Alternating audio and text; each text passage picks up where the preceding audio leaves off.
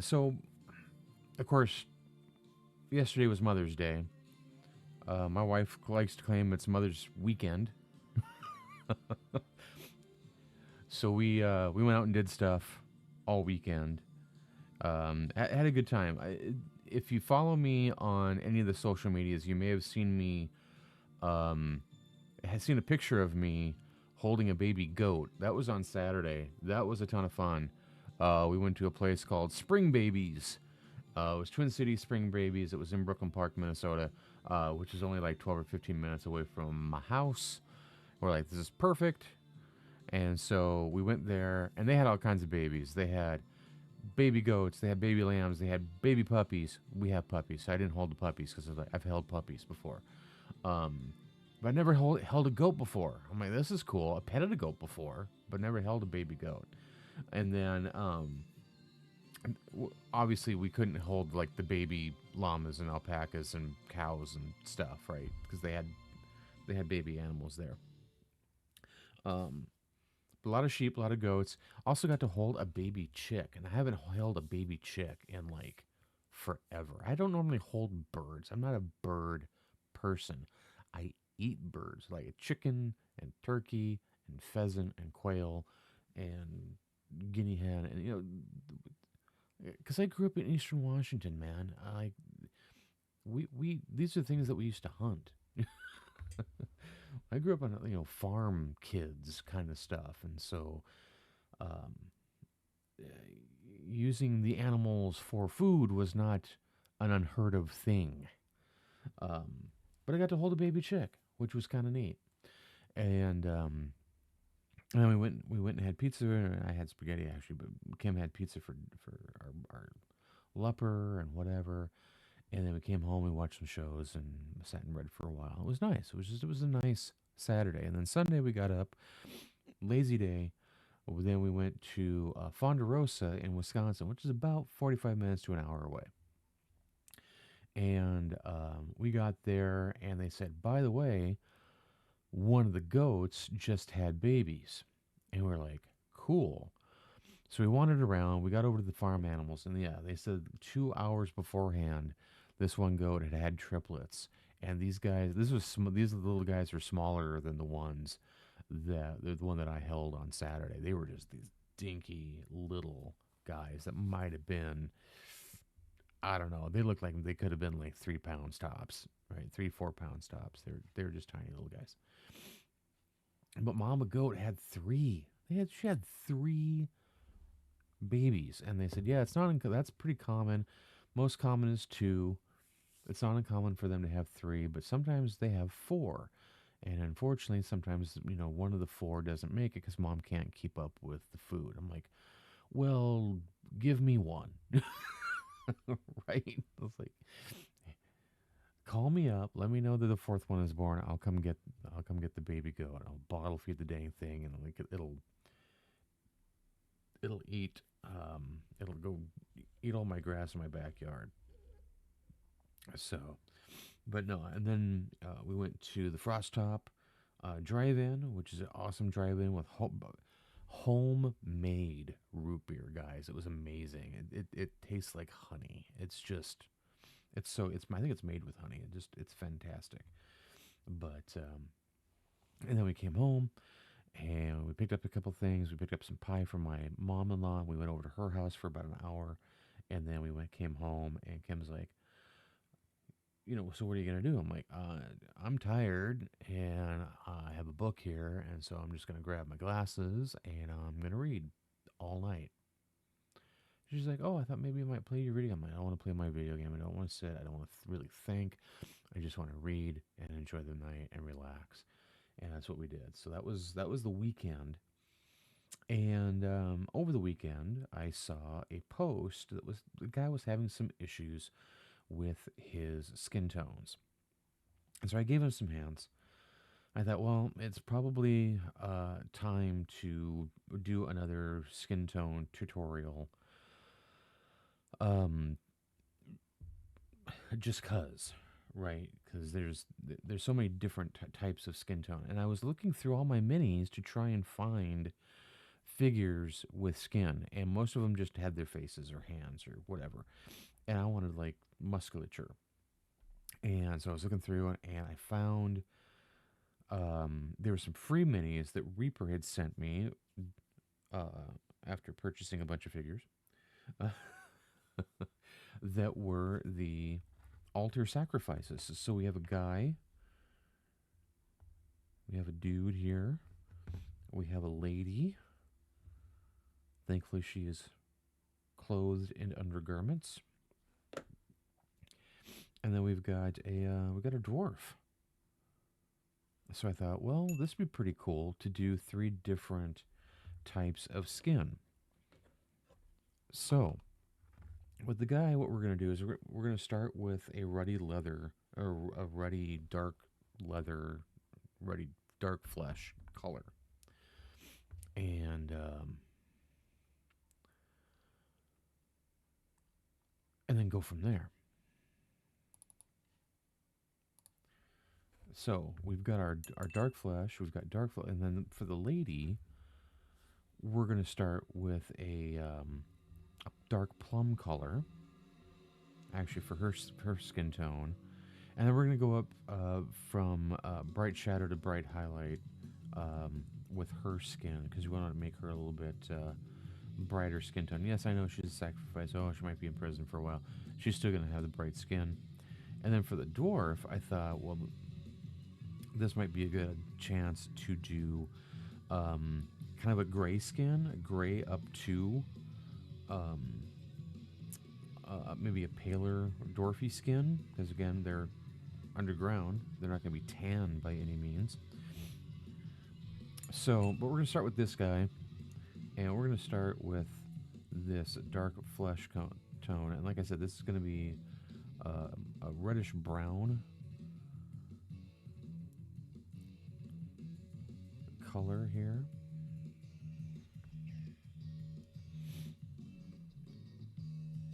And the other thing that we can do here too, I keep forgetting to do this, is there are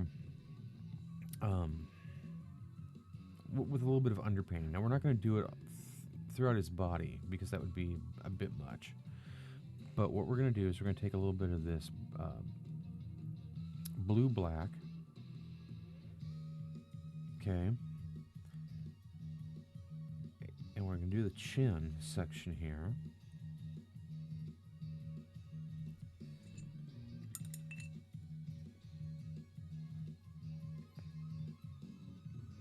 And then our dark flesh goes across here. The eyes and the cheeks and the ears. And I actually need to grab, where is,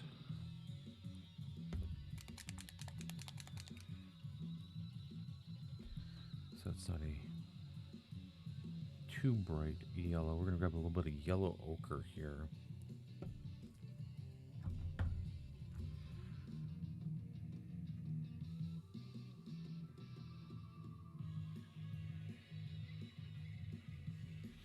This is going to be for the forehead. And it doesn't matter if it gets mixed in, it's fine. We're going to blend it all in anyway. It's not a big deal. Like so. And then we take our dark flesh tones, and we can even, if we wanted to, we can even put like blue in here, and then continue on with some of this dark flesh tone. But we're just going to do dark flesh tone here. Keep it simple, or as simple as I can keep it, to be fair. Like we could take a little bit of this blue black here and actually go over the hands, because those would have been like that.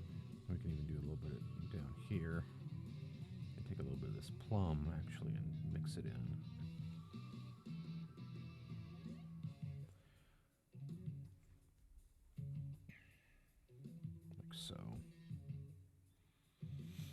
So now we've got several different colors cooking here.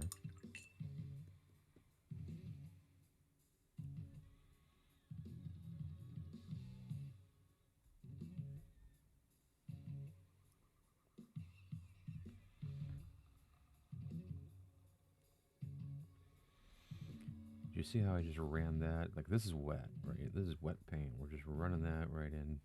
So we want that to kind of blend in anyway.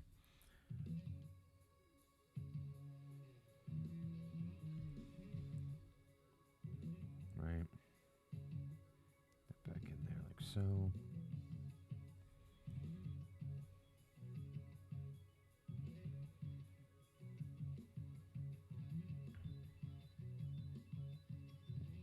Put back more in there.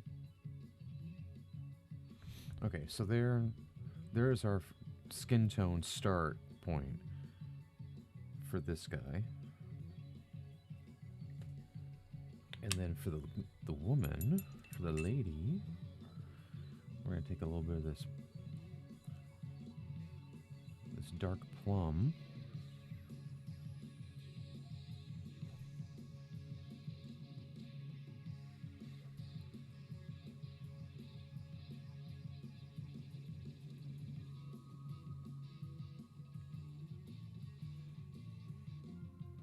Like so.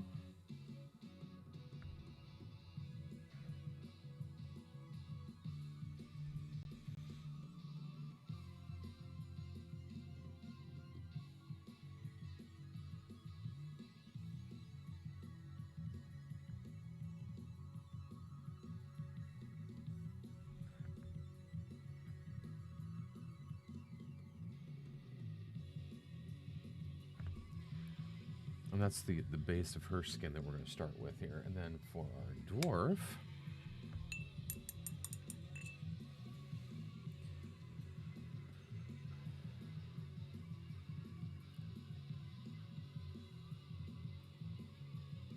we're going to start with a mix of this red, was it red gray? Gray red? Red gray. Red gray. And a little bit of blue purple here. Mix a little bit of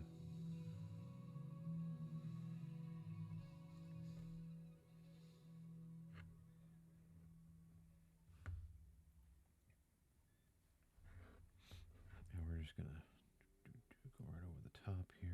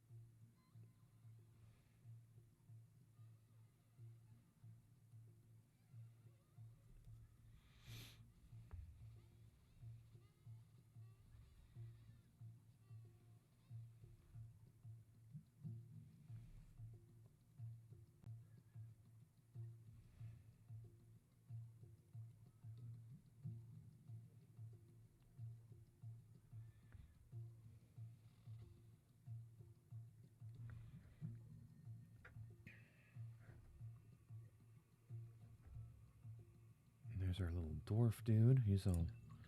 So that's that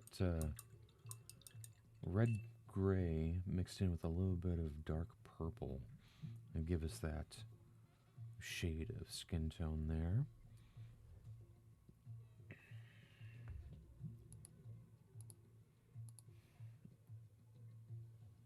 Hey Jeff, how you doing tonight, sir? Thanks for popping in, man. And since he's almost dry, this guy needs a couple more minutes here. So does the lady. Lady needs a couple more minutes. So now we're going to go back to our red gray.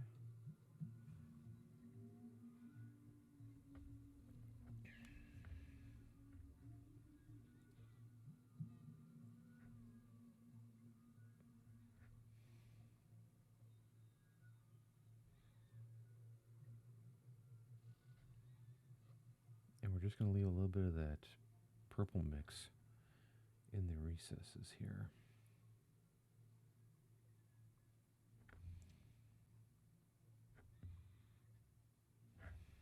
That's why I'm still using the big brush.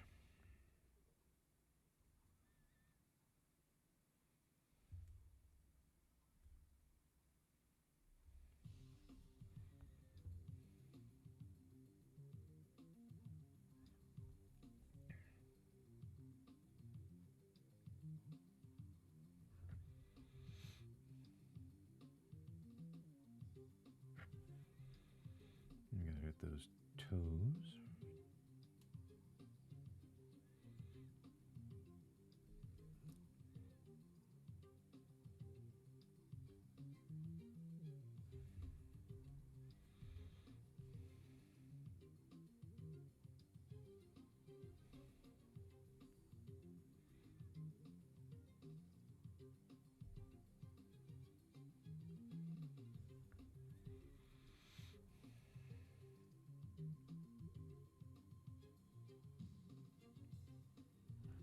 There is another reason why I like using the big brush too, is that it holds more paint. I don't have to keep going back to the well to grab more. Or the wet palette, I guess I should say, because that's what I'm using. Hey, Vamster, how you doing tonight, man? Welcome in, welcome in. You're not that late. We're just getting started.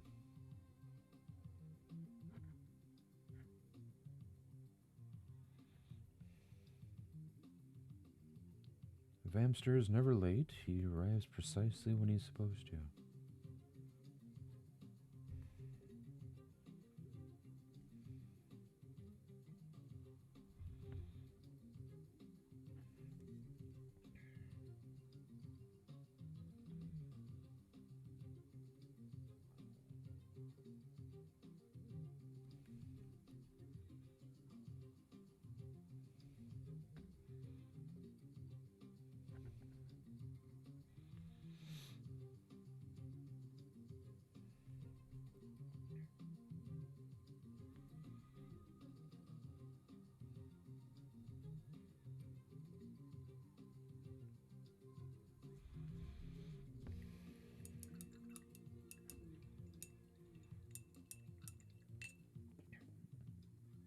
Alright, so now we're going to take a little bit of this red beige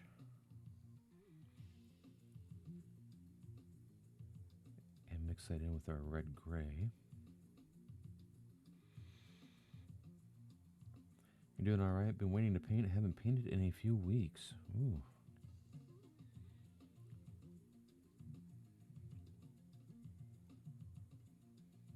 It's only been a couple days for me. I painted a little bit on Friday, I think it was. I painted a little bit on Saturday.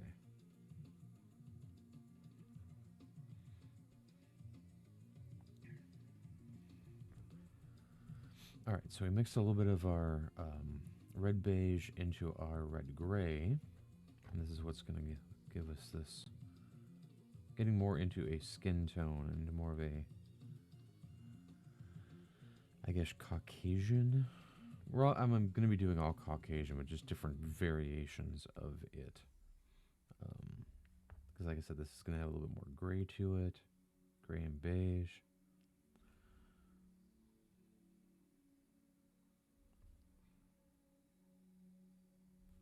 While the others are going to have a little bit more, not quite tan skin. They're not at the beach by any means, but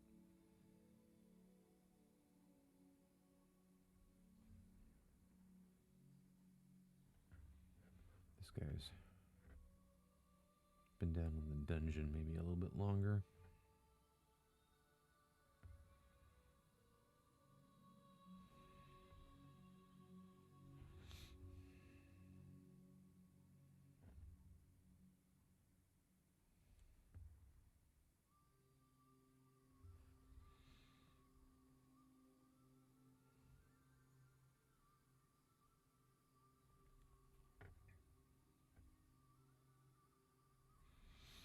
And as you can see, I'm just leaving a little bit of that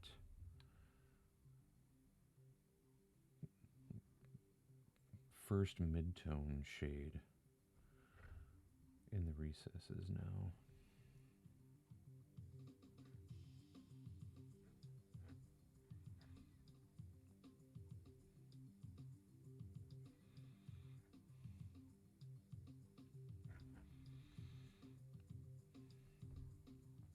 And depending on where the lighting is coming from too, this back here is going to be probably in shadow while the feet are going to be in highlight, in some kind of light.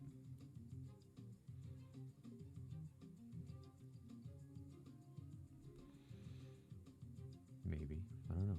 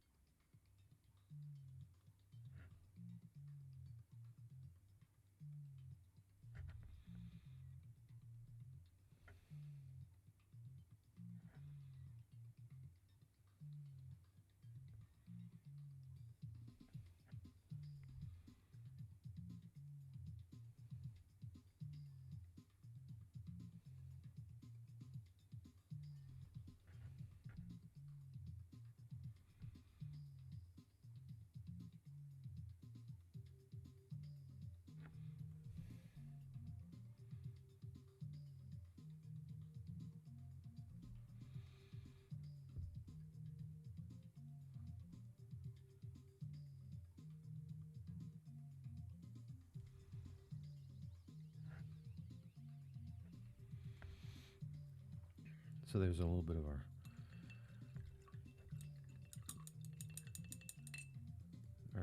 red beige mixed with red gray.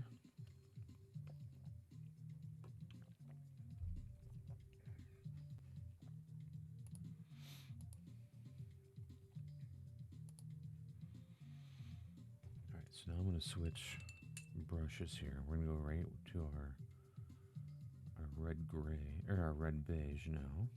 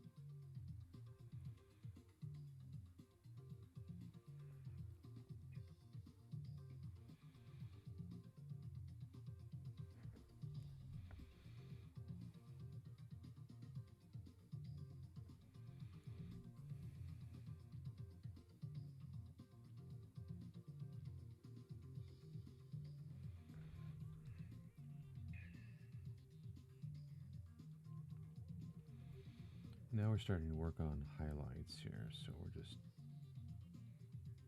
dabbing little areas to get our highlight.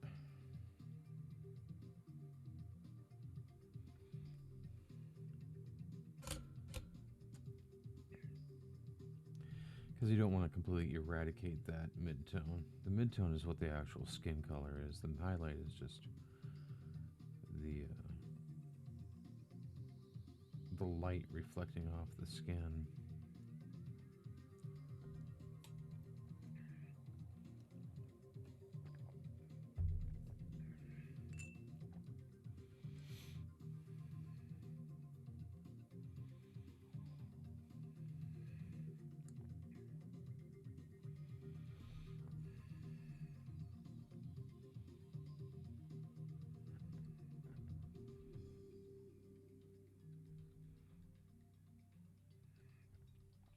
And if I screw up, I can always go back in with my mid-tone too and glaze that in.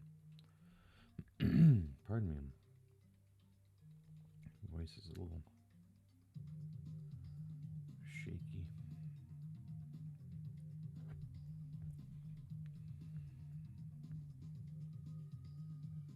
So you can go and get those toes,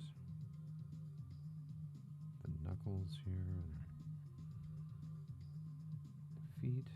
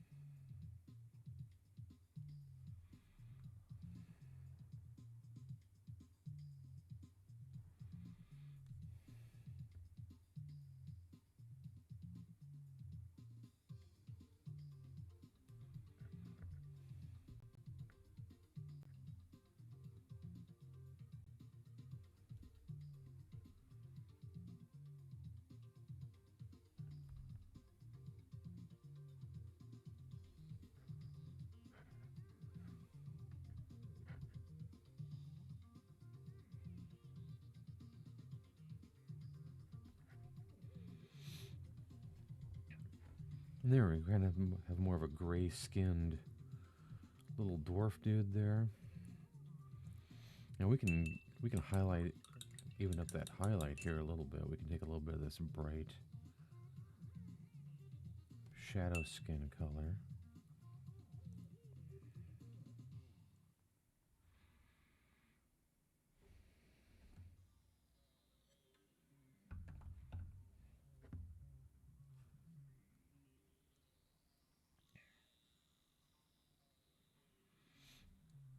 And what I would do with this is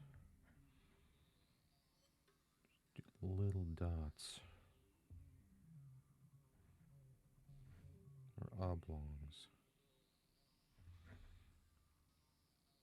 of where that highlight is. You see that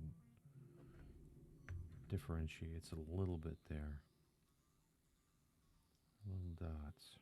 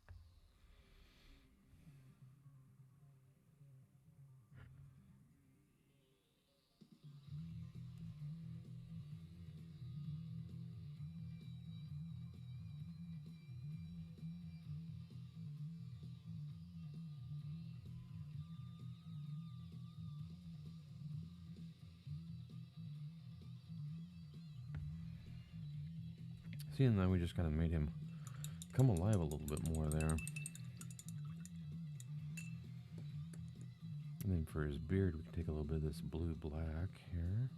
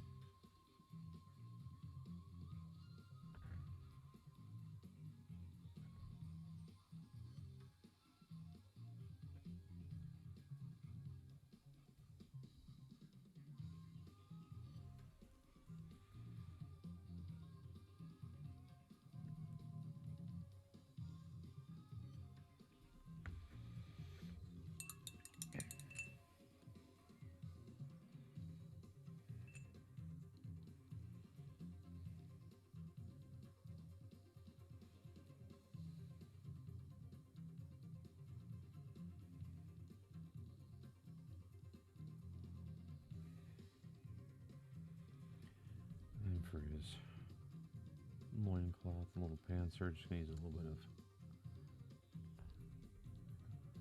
I think this is like British uniform green or whatever it was. It's a weird green that I have on the palette here.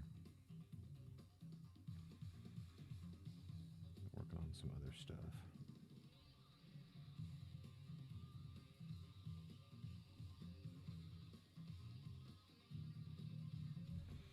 Definitely need a second coat of that.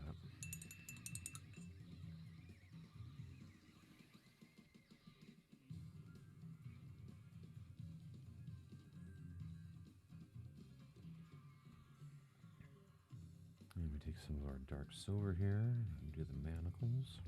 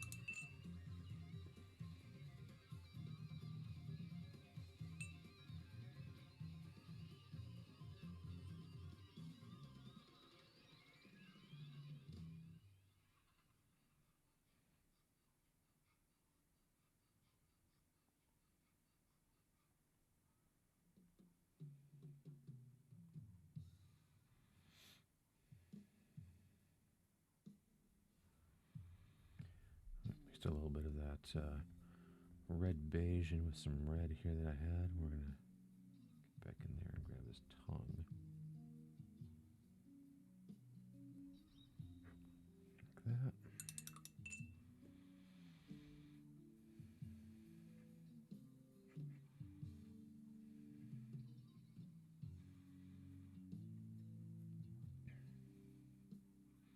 Some of our yellow ochre and mixed it in with my British uniform green here.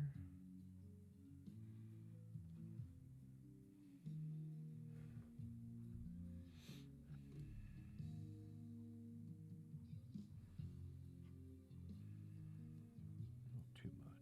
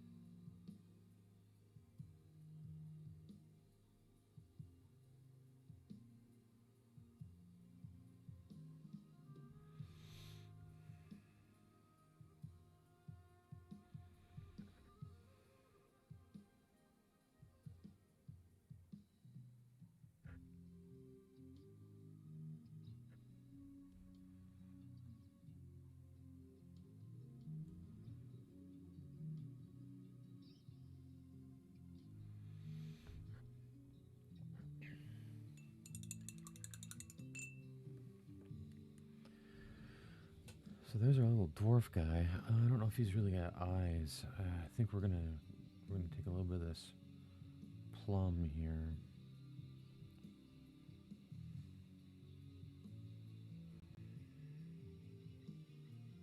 I got that thinned down a bit, and we're just gonna bruise his eyes here. We're gonna take a little bit of this plum and just glaze that in.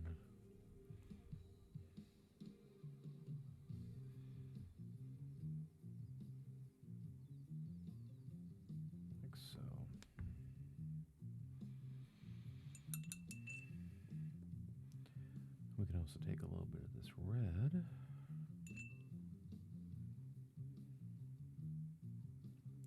Thin that down.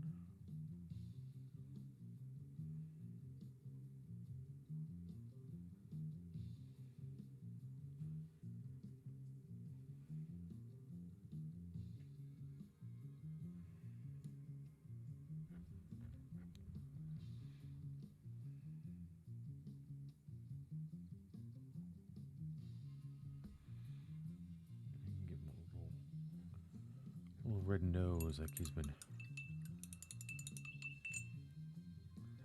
beaten up. But there's our little dwarf sacrifice. So I could take a little bit more. Let's actually use some of this yellow ochre here.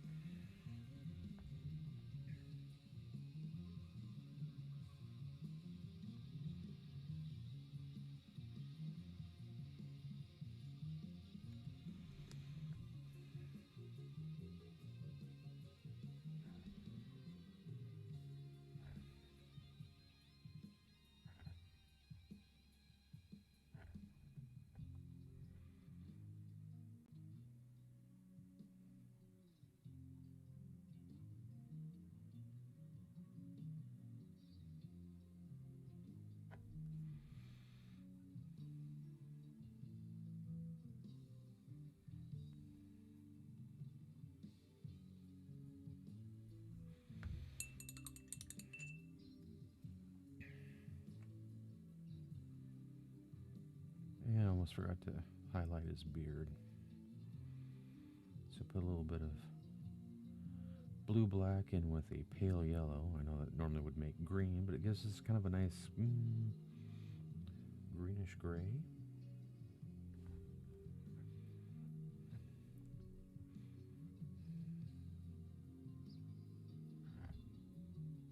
Get his eyebrows here.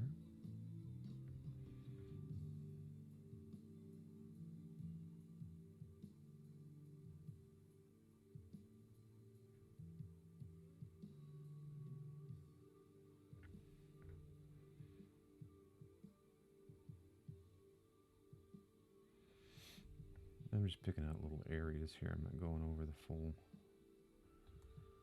beard.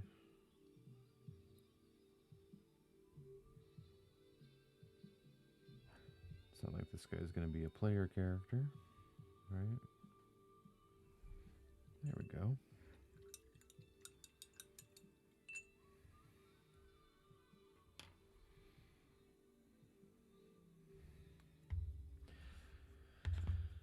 So that's one skin tone, right? Like, that's not, it's not difficult. Now, if I wanted to, if this was going to be a player character and he was like a big barbarian guy and he was just in a loincloth and blah, blah, blah, then I might go in and I might add a little bit more stuff to him, right? Like, maybe another highlight, maybe some glazes onto the skin.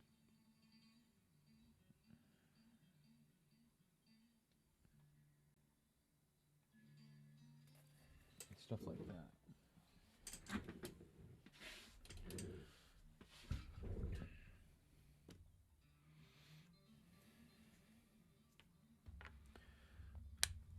Now, for our lady here,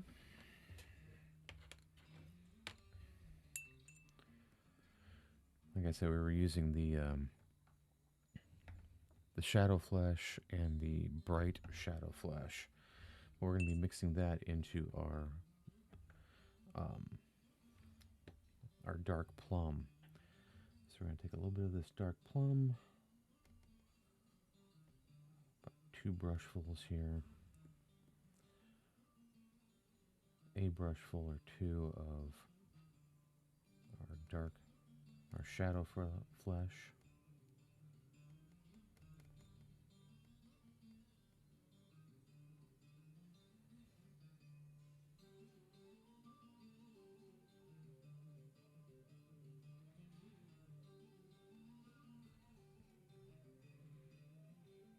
And the shadow flesh is different than our dark flesh that we're using. Dark flesh is more brown, definitely a brown red, right? Which is what this guy is, brown red. Okay. The shadow flesh is definitely more of a, let's see, a bright tan color. Now, the one thing that we want to do with her, she doesn't have all this musculature, right? She's thin. She's not muscle bound. Um, she's just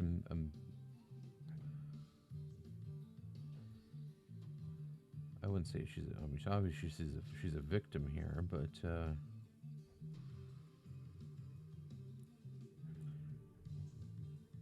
find these shapes, basically little triangles underneath for her chin here. But one thing that most women have, or young girls or whatever, is they don't have like the chiseled features of, say, like this muscle bound dude is gonna have, right? So these triangles on her cheekbones are gonna flow right down into her chin here.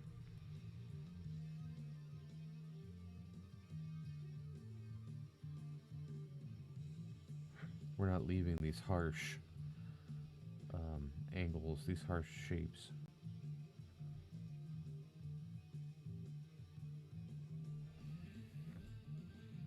See the face there starting to pop out.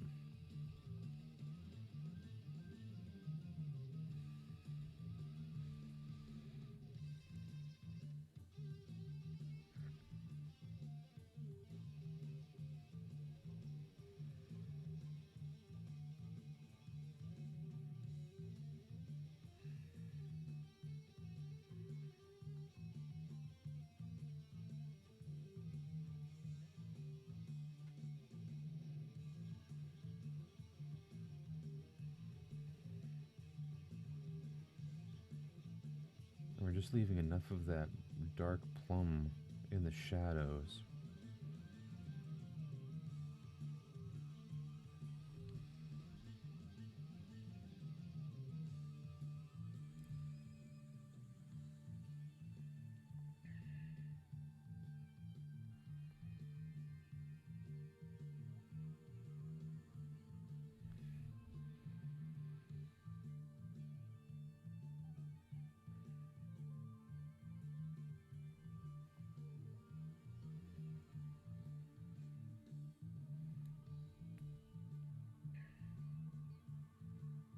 Now, what we could, I mean, if we wanted to, we could really exaggerate where those muscles are, but we're not going to. She is,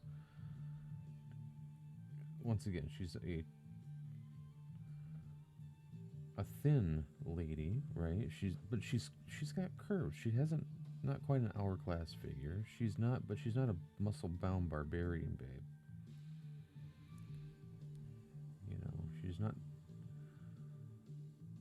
doesn't have the six pack cooking there. You know, she's got a very nice, trim, sleek waistline.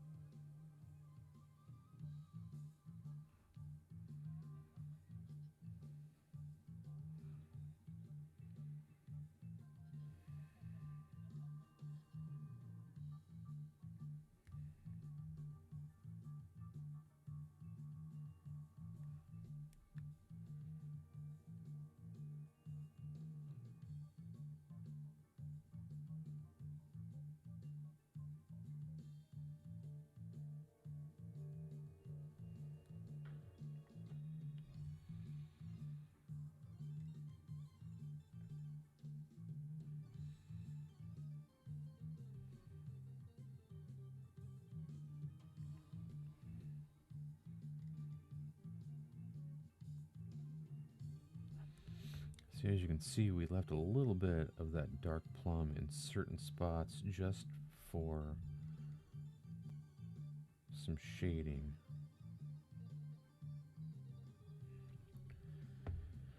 So this is our dark plum mixed with our shadow skin. Now we're just going to grab a little bit of the shadow skin.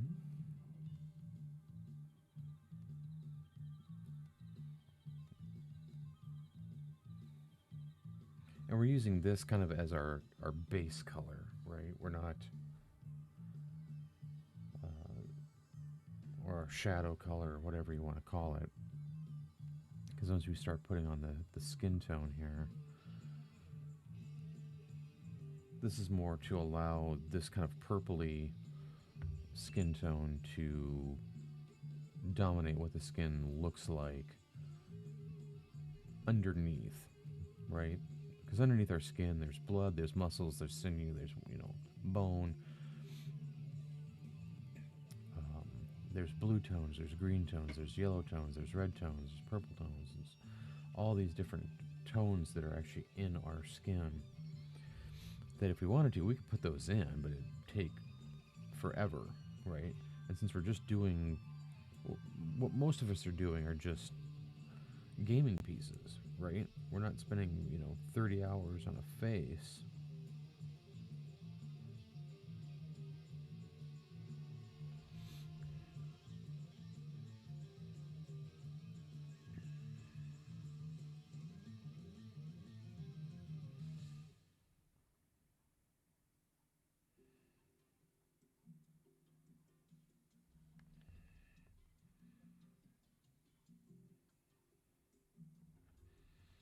And we're definitely not painting these for any kind of competition at all.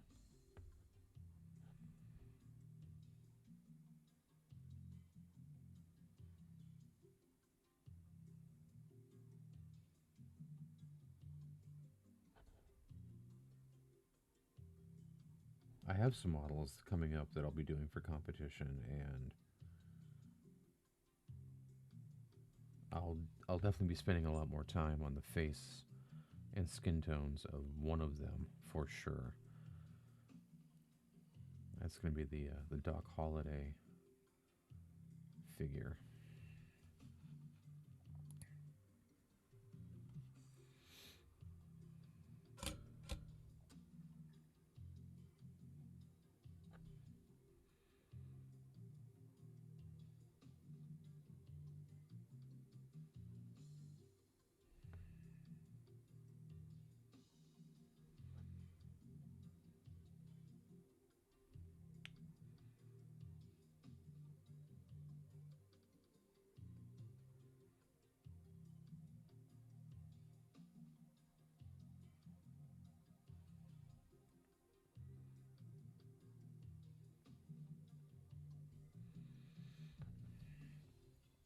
So you can definitely tell the difference now. Like here's our purpley pink up here. We're starting to go from our more tan color down here.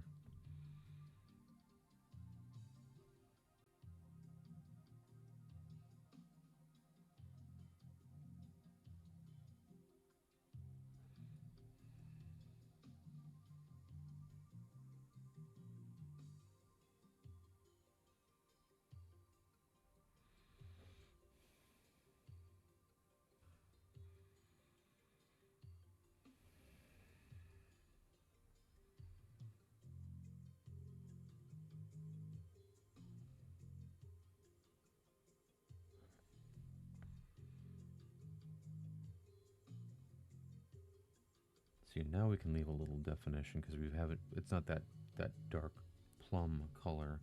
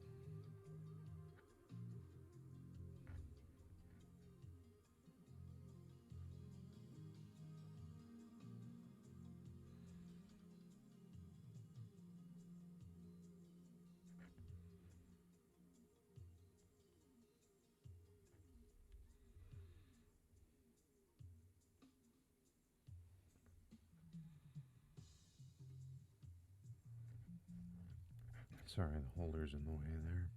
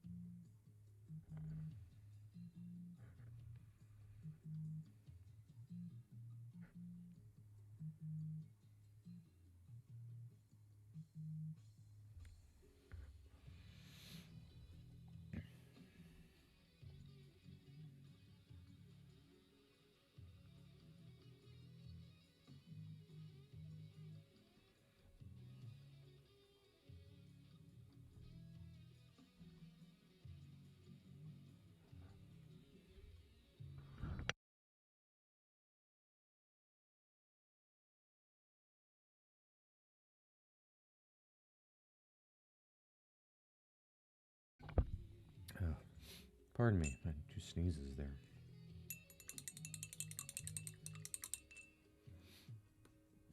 Okay, so we've gotten this. This is basically our mid-tone. Now we got to do our first highlight. And we're going to mix a little bit of this bright shadow skin into our regular shadow skin. Because we don't want to go up too bright. We want this to be gradual.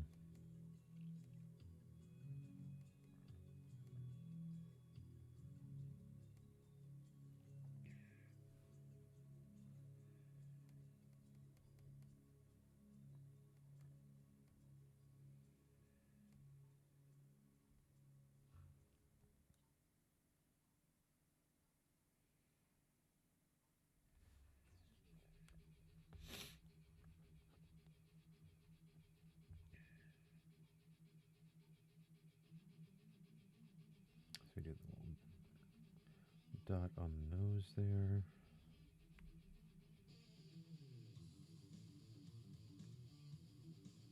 Right across the eyebrow ridge.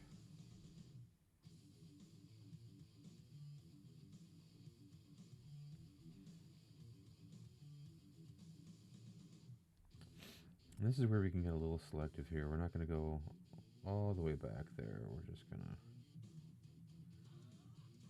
dab a little bit of the paint on there.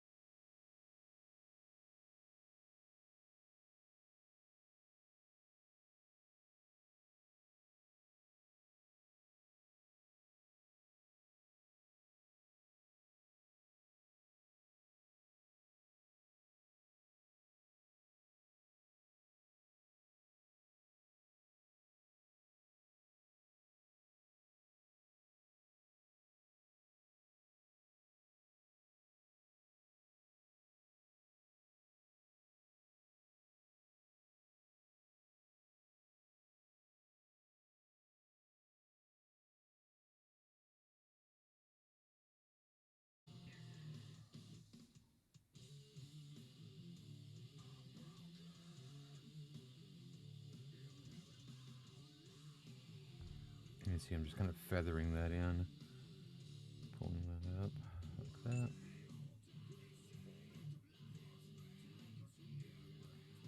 I actually forgot to do the bottoms of her feet here, so we gotta get those done.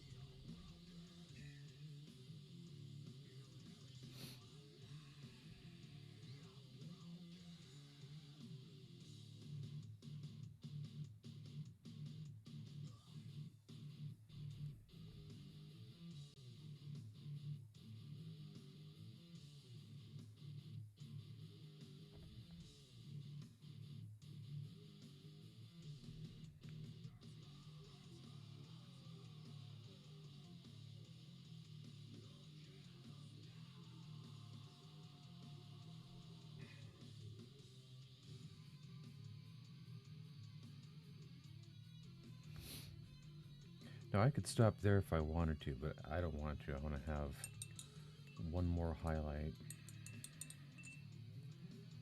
Our extreme highlight here. That's going to be with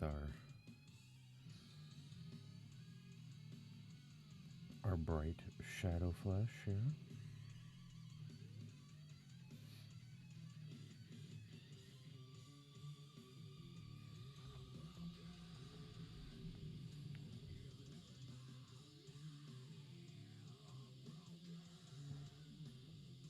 And once again, we're being pretty selective of where we're going to put this. So this is going to go right over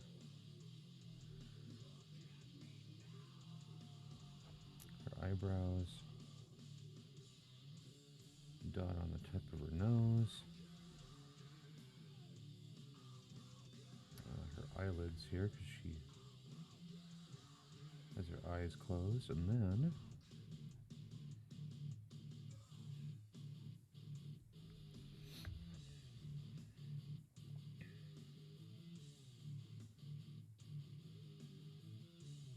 just a little line underneath her cheeks there.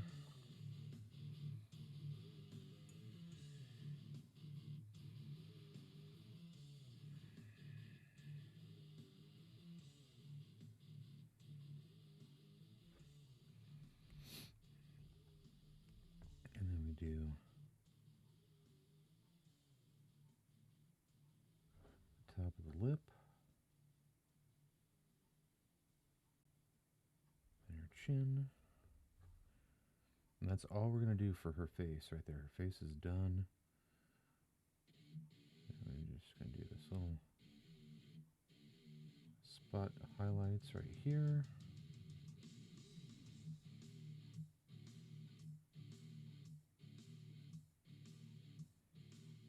Her belly is a little bit of a different matter because there's a couple different shapes here.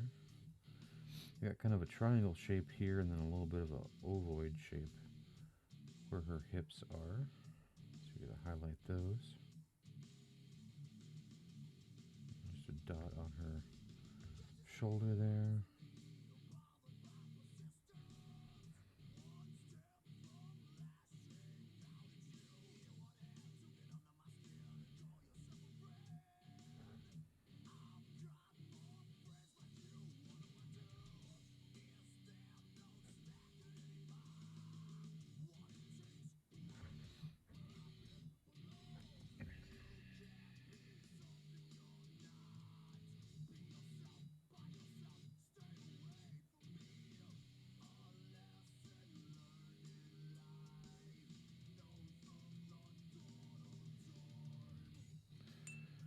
What I want to do here, because this is going to be a big area for her legs, I want to thin this down a little bit here.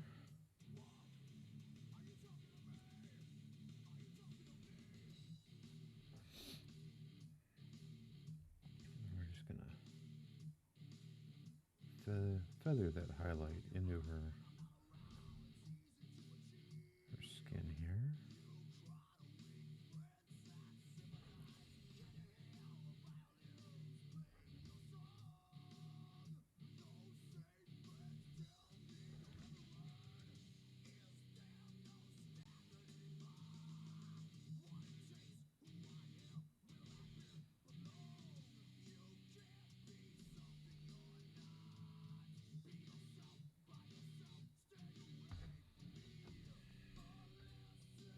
the same thing over here.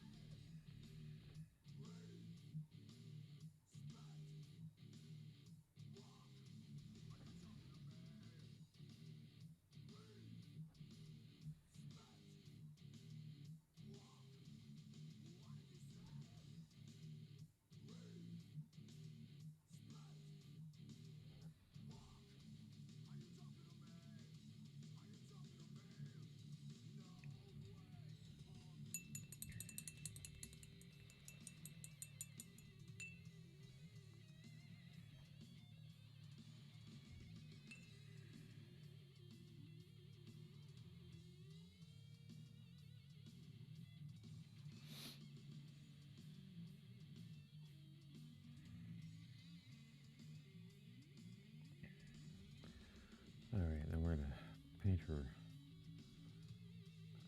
undergarments here, the same as our little dwarf guy.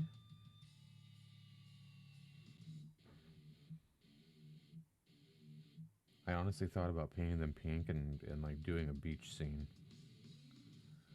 Because she doesn't look like she's about to be sacrificed. She looks like she's tanning on the beach. I think that would have been funny. But I have an idea for these figures, so we'll see how they get used.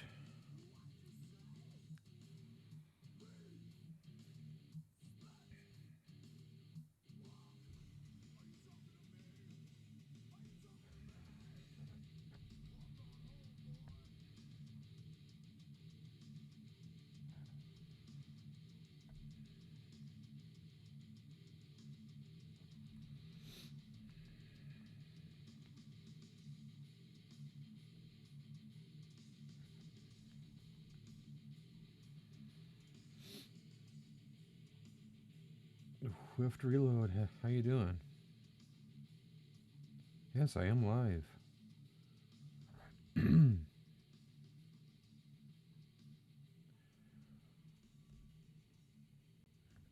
Thank you for the follow. Appreciate it.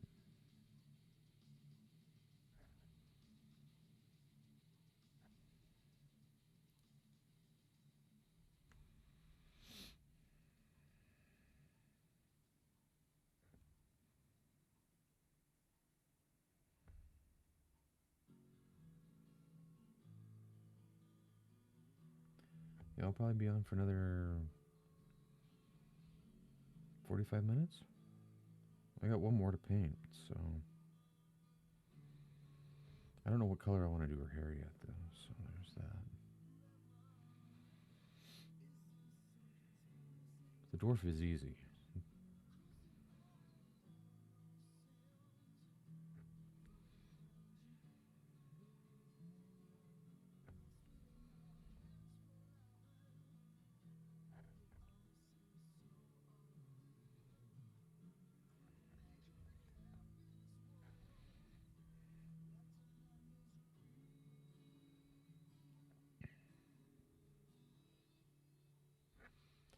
Yeah, I'm normally painting live Sunday, Monday, and Wednesday nights. I took yesterday off just because it was Mom's Day and I was hanging out with my wife.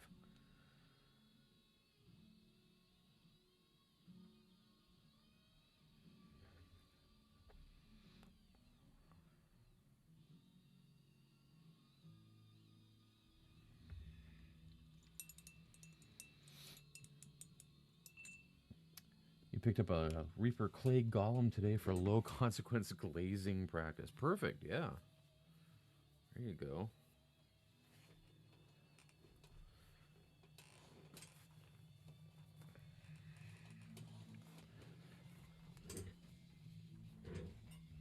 Sorry, just getting resituated here. Get re-comfortable. My back appreciates it.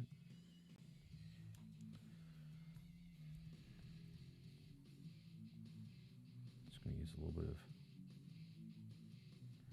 yellow ochre here.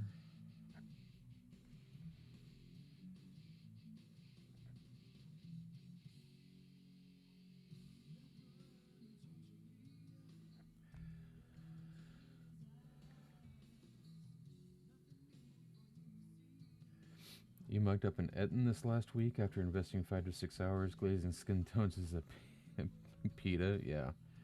Well, I'm going to be doing one more character here. Not even character, but figure, just to show skin tones. You kind of came in on the end of this one.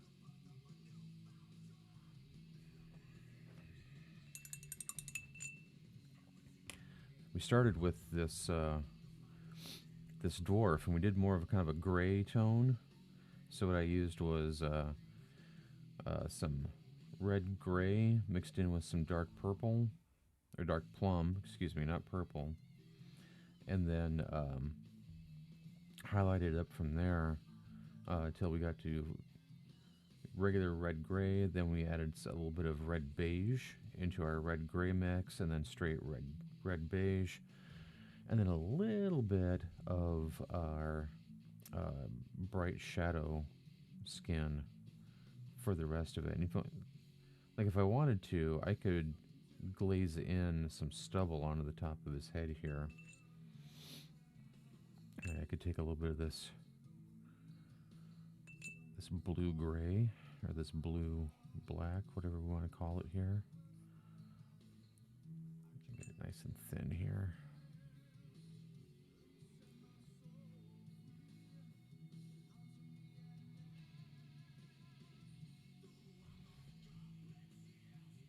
What we want it to be is something like that. So you can still see a little bit of the skin tone underneath.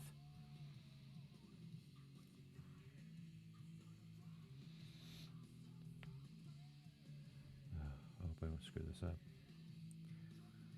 And then we just go, yeah, we're all right here.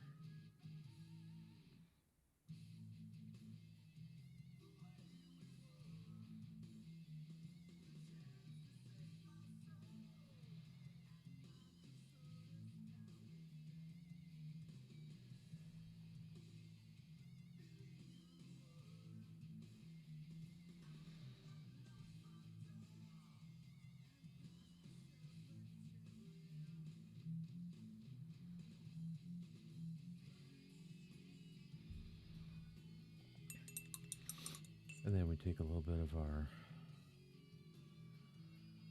this here.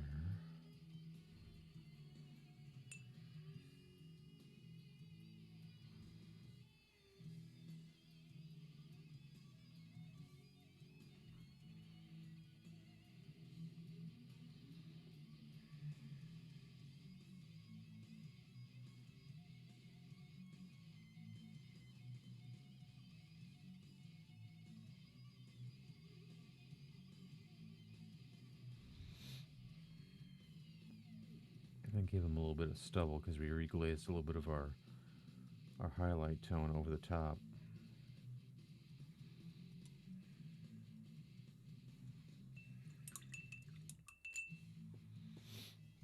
So, anyway, we're going to finish her up here. Do I have... I don't.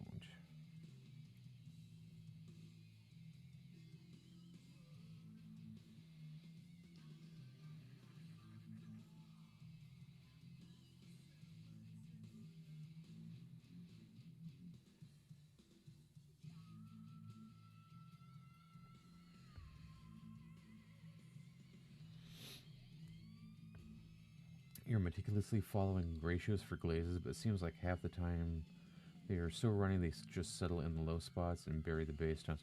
See, that turns more into a wash. A glaze, you need to take a lot of water out of your brush,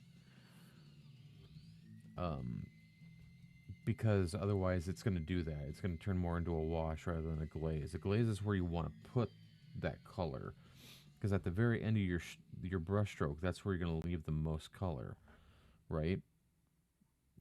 So you want to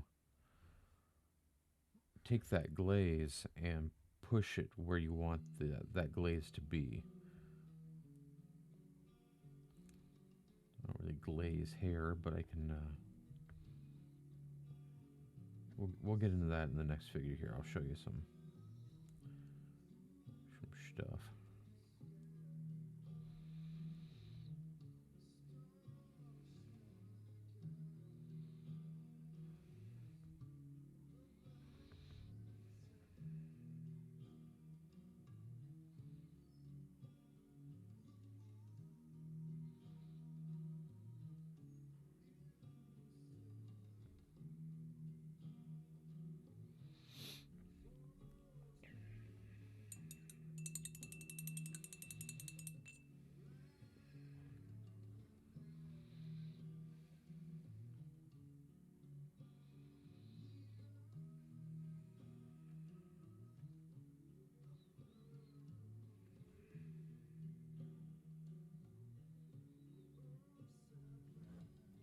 Yeah, I think ratios for glazing.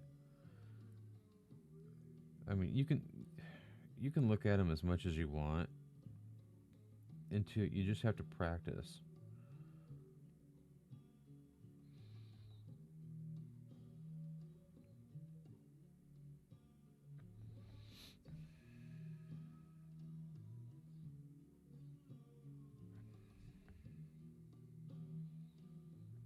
I'm still practicing, to be honest. Like I know some stuff, but I'm still working on things. Famster says I just kind of learned it about a few years ago. I usually use a glazed medium. Yeah, glazed mediums will help for sure because it'll give you it'll give you that consistency that you're looking for that water doesn't.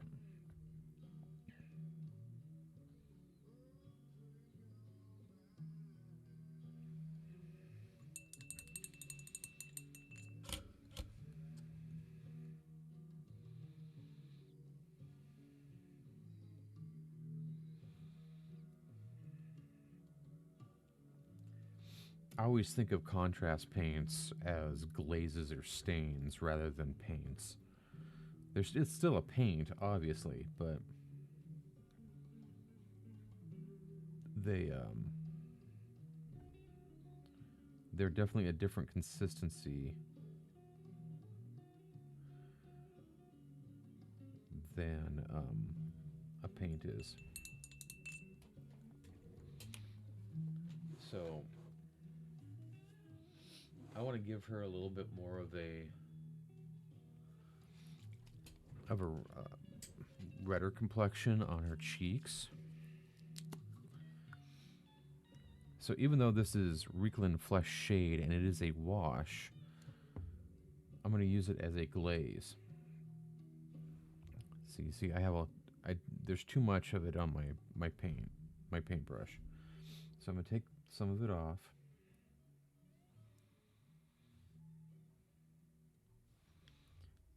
Where I'm going to put it is just on her cheekbones here, just right in here. And I'm not touching that a lot. I'm just giving a little bit of a reddish brown tint to the skin here.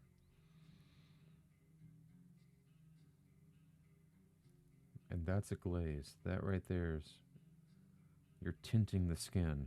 We're not washing over it. We're just giving it a little bit of a redder tint underneath there. Like if I wanted to, I could take this same flesh wash, come down here on the leg, and bring it from the shadow up to the top here. Just to tint that a little bit more red. Like I could do the same thing over here. And it's a very light touch. I'm just using the tip of my brush here to bring that wash in where I want it to be, and not.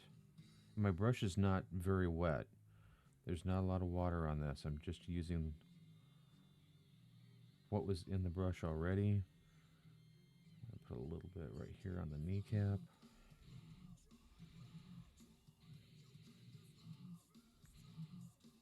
And then whatever the wash gave me. And you might not be able to see that. Like a glaze should be very slight. It doesn't need to be harsh.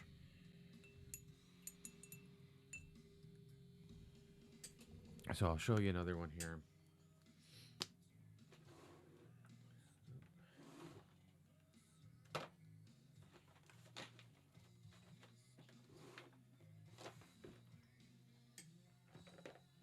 Let's see if I can find it.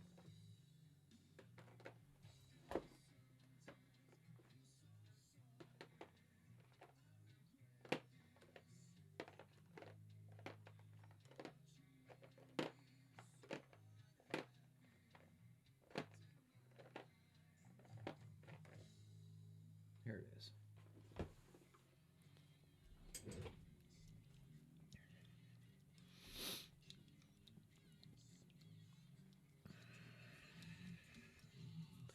So this is Pterodon Turquoise. All right, this is a fairly strong contrast paint. If you're not careful with it, everything will turn turquoise. But I'm gonna take a little bit, just a little bit on the tip of my brush here. I'm gonna put it on my wet palette. I'm gonna grab a little bit of water, a little bit of water. I'm gonna thin it. It's already pretty thin, but I'm gonna thin it.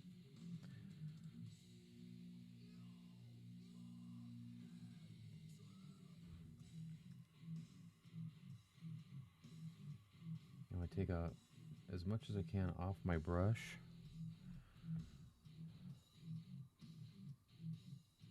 And we're just gonna run a little turquoise right.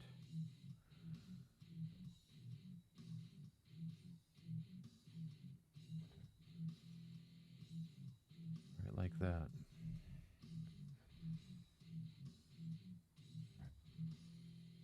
And we're just tinting that just ever so slightly. So now she's got a little turquoise eyeshadow.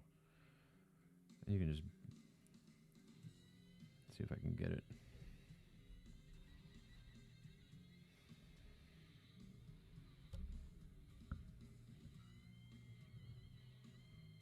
There we go.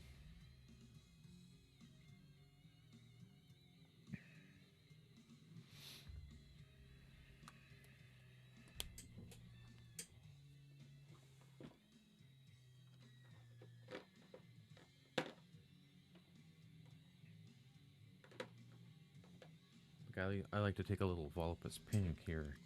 I normally use it for like tongues or like inside the mouth and stuff like that. But I like to take a little bit of Volupus pink and thin it down here.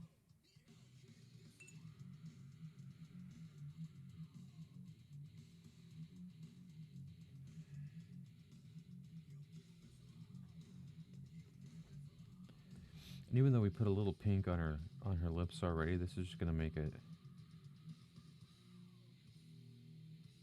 just right like that. And we just tinted the lips there. And once again, it's just a glaze. It's just a tint. It's a stain.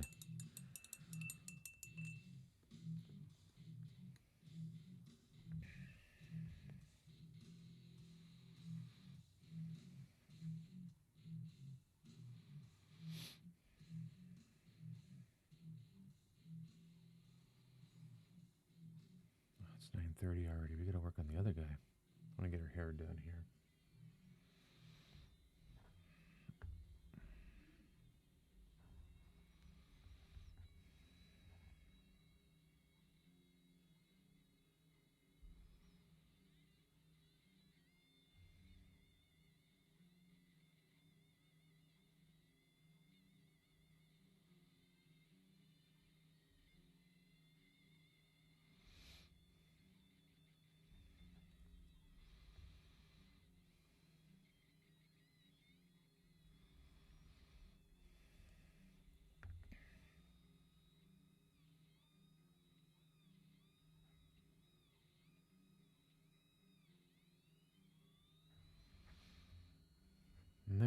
We got our little lady all done. So now we've got our dwarf and our lady.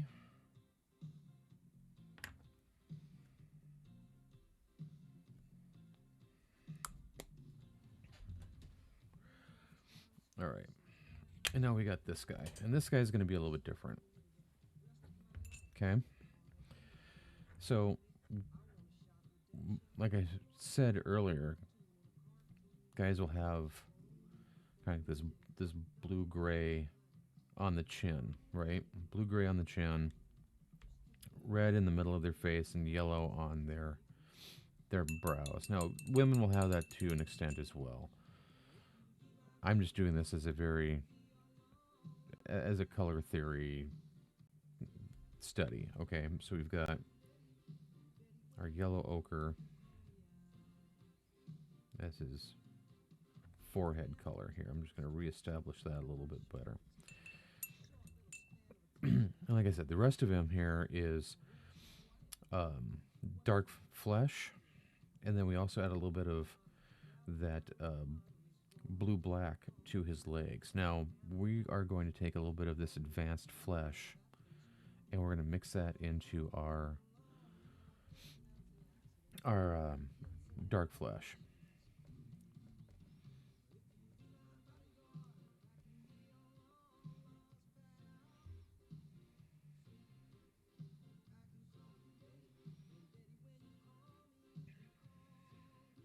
I always think paint mixes, at least thinning it anyway, a couple brushfuls of paint. There's no like meticulous way of like you're gonna figure out what your paint consistency that you like is. Hopefully. So we're gonna take this mix here. You can see that that's already dry, and we are just gonna go right straight over the face with this. You might be thinking, well, why did you paint yellow? Well, because it's going to give us that tonal shift underneath the skin. You see how it's brighter up here already? Sorry, I'm trying to keep it in focus here. See, it's brighter up here already. And we didn't wet blend that. We're literally going over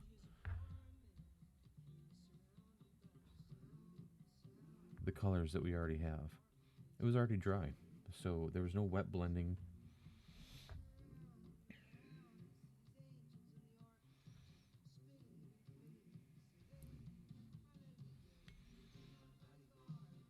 Because this is our underpainting, is what we've got here.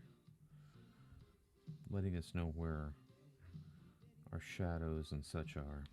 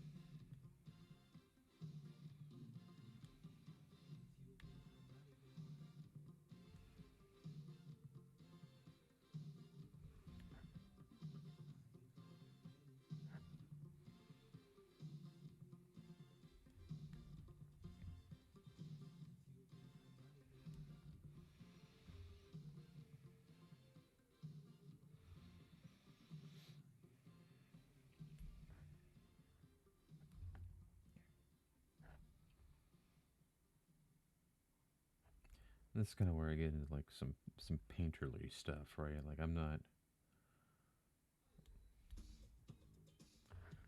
being overly critical of where I'm placing paint. kind of just following shapes here.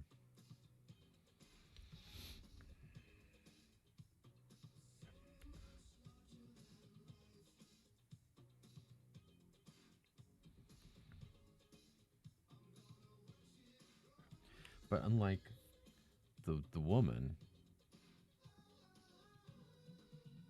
he's got some musculature here, right? We kept her fairly lithe, not a lot of musculature. This guy has he's muscly.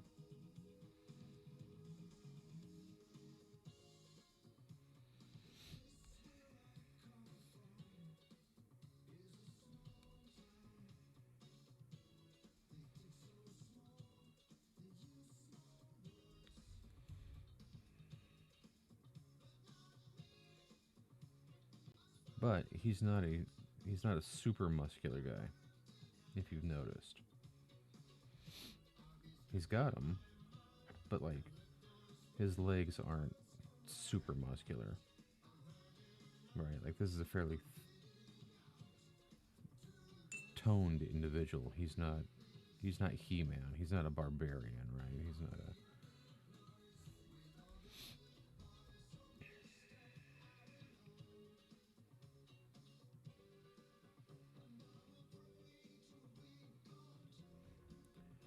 as a kneel in the big church.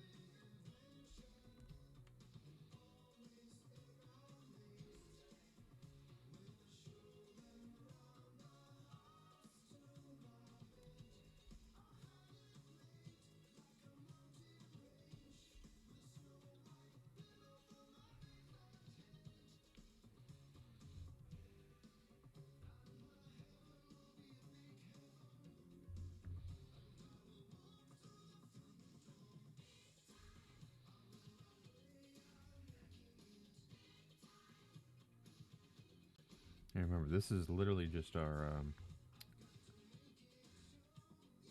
base color here because we've already done an underpainting. Now we're doing our base color, and we're leaving a little bit of the underpainting in the recesses here.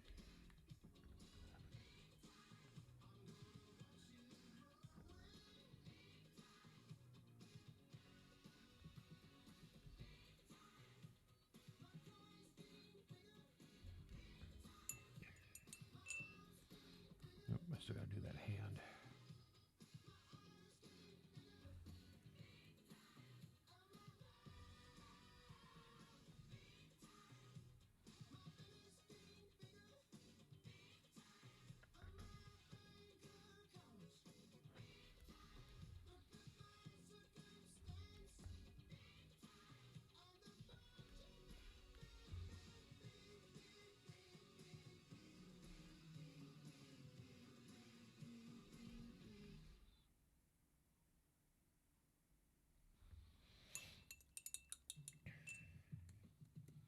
All right, I'm going to grab a little bit more of our advanced skin tone here, mix that into our red mix, our dark flesh advanced skin tone mix. Now we're getting a little bit more tanned skin here.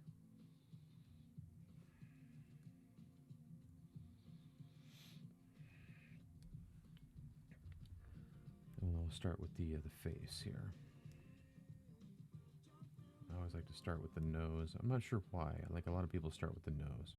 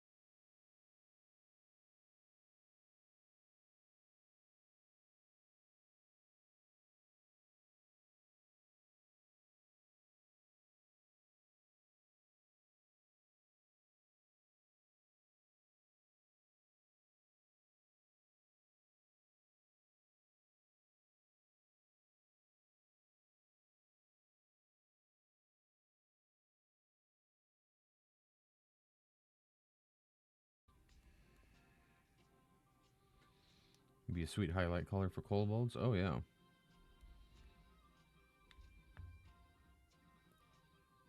Because it's got that kind of red-orangey look to it.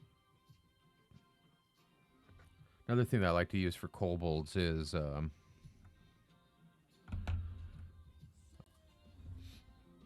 use the burnt orange with orange oxide and a little bit of regular orange. And then that little bit of regular orange is your highlight color. If you're going for orange kobolds.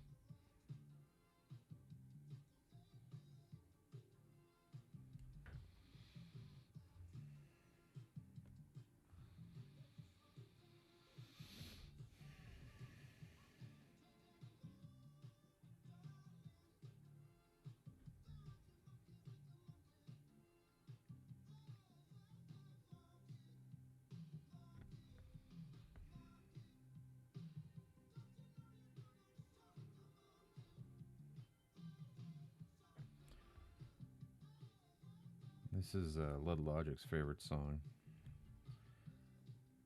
Reminds him of when he was in the lab before they released him.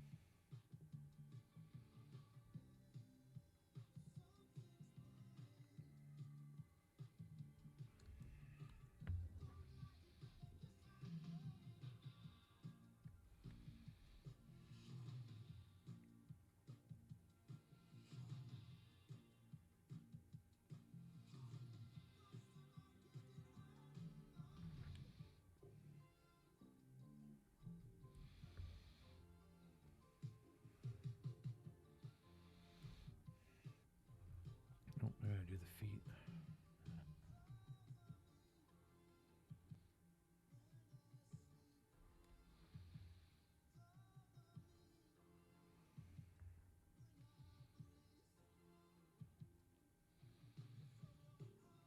Not able to hear it too well, too faint. Okay, well that's fine. That's all right. Good. Then I'm doing my job here, and my music isn't too loud.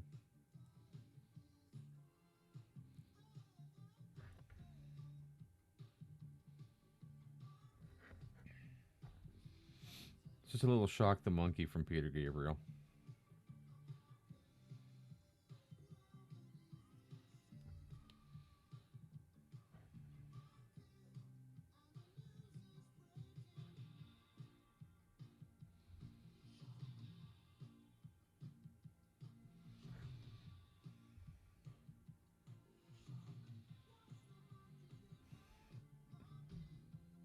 No, it's Shark the Monkey, man.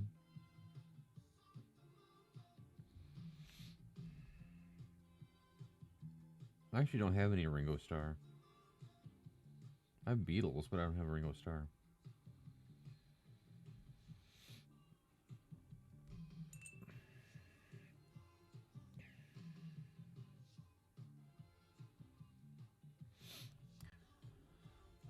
Swift Reload says, well, I've got 3 colors stacked on this clay golem, and I like what I've got so far. Watch me mangle the highlights.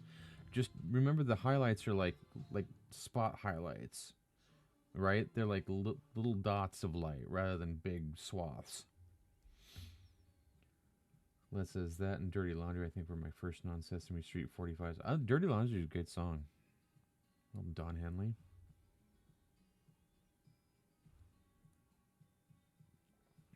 You grab 3 more of this model. Yeah, the clay golem's actually really good for practicing musculature. There's a couple good figures out there for it.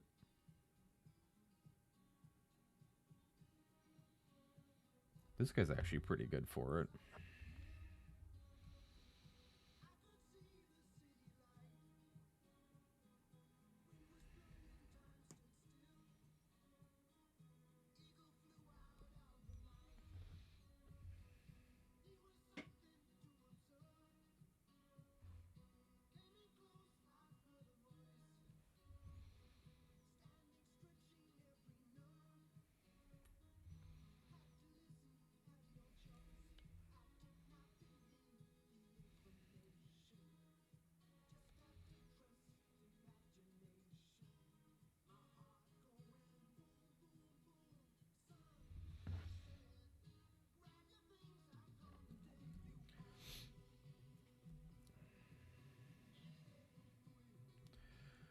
Led says this one guy I know into aliens on Facebook brought it up and listened to it. Sometimes I hear a song and that's what was on all day in the 70s. Oh.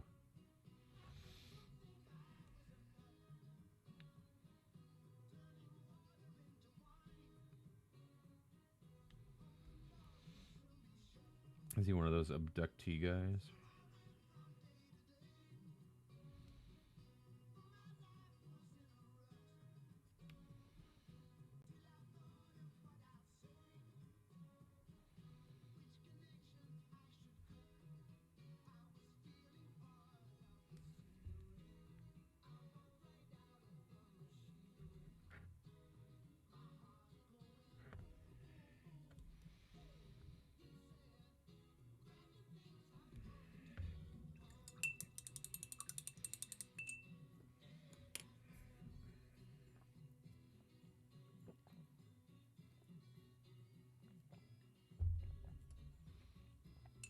Okay. Now we're going to go in with our advanced skin. What's it called? Advanced flesh tone, excuse me.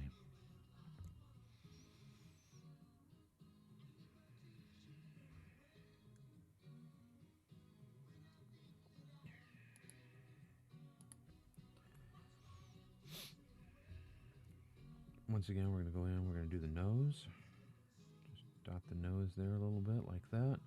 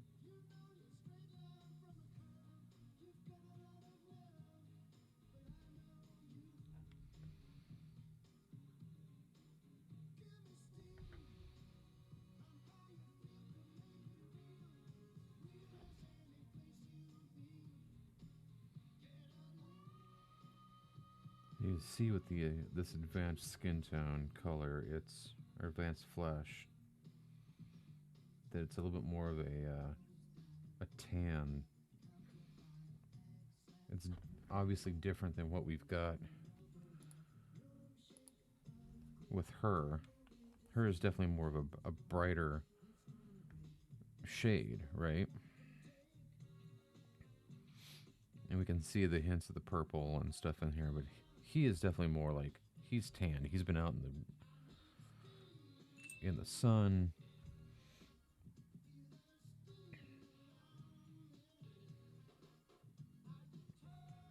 He does work, right? Like he's probably a farmer. Doesn't look like he's a fighter. He might be a fighter, but he's definitely more of a more outside person compared to our damsel in distress there.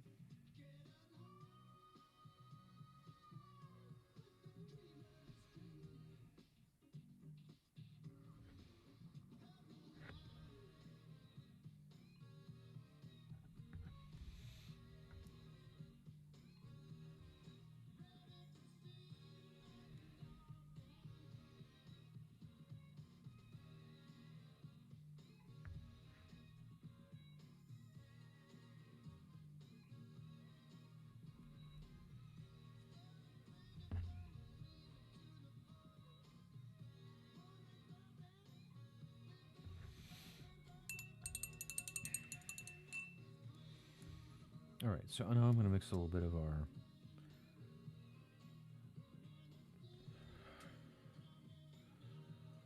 trying to see what I want to use here. Warm flesh looks like a little too bright. I could mix a little. Yeah, I'm just going to mix a little bit of our bright shadow color into our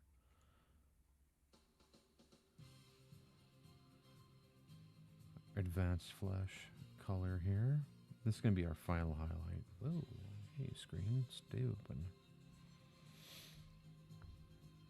Doesn't spend much time in the Underdark. That's right. Yeah, he's not an Underdark guy.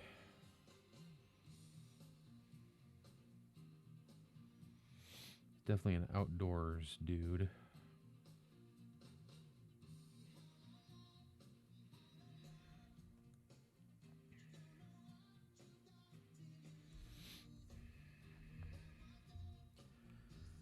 And once again, we're going to go back in, hit the nose.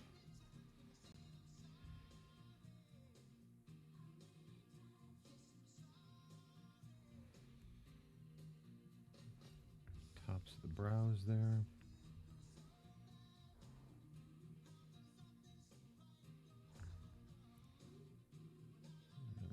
A little highlight right there.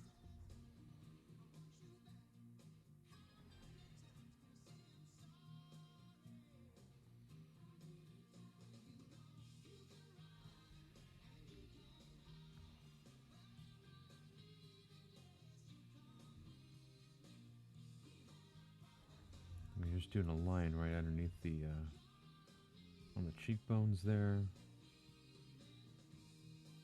Once again, we do the upper lip.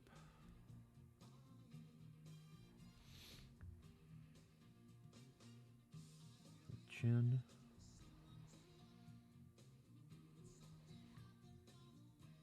And a little bit of the back of the jaw right there.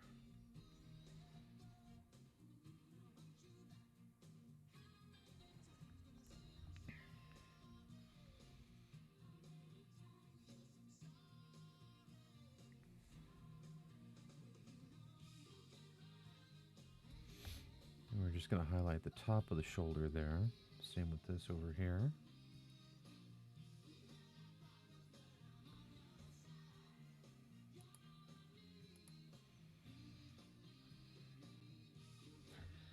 And since his chest is just this flat plane, we're just going to highlight this section right here.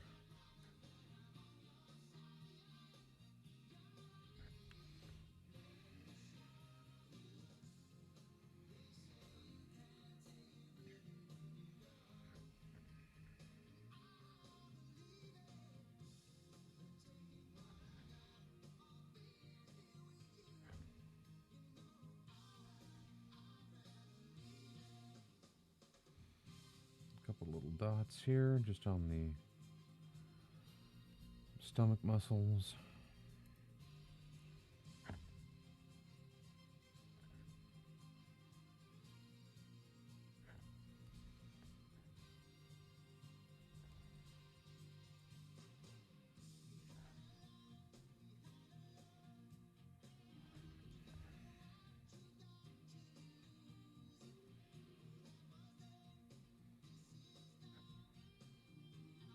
And I'm just touching the knuckles here.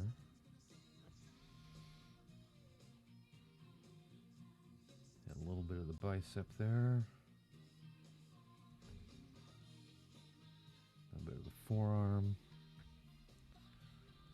I'm not. Let's see here.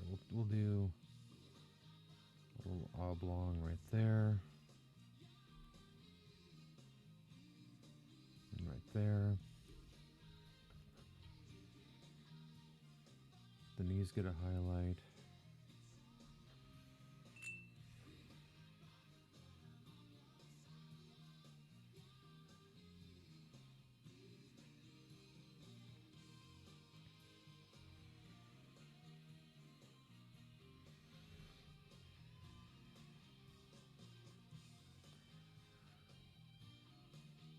I'll check my consistency here. We're doing all right. And we're just going to feather that highlight right on the very top of that thigh muscle. A little bit right there. A little bit on the shin. Feather that in from the side. Toes get just a little bit of a highlight there.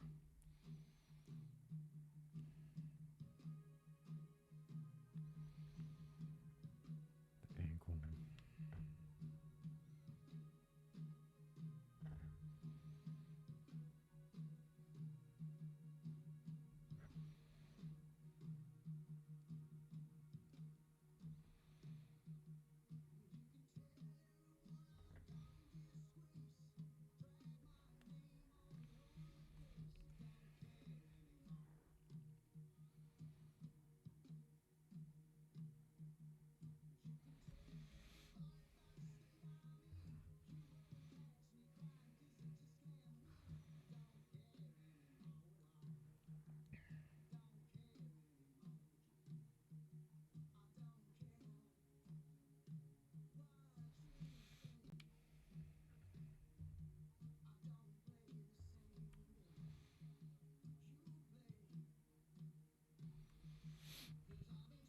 Okay, so his skin is mostly done. Now, if I wanted to, I could glaze in some purples and some other stuff.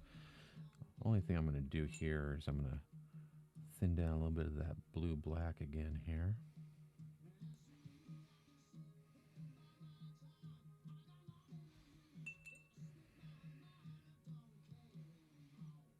Get that real thin.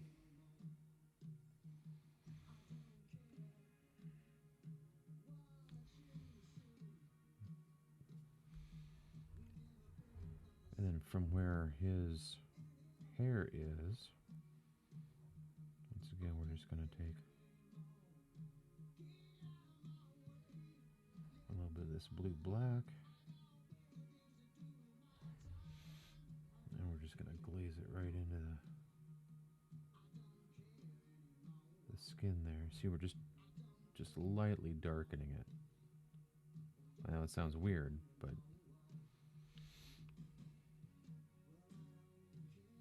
then we can go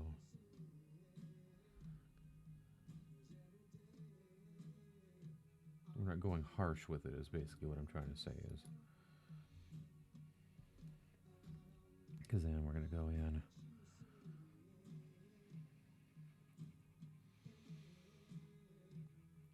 with our coal black here. We're going to give him black hair.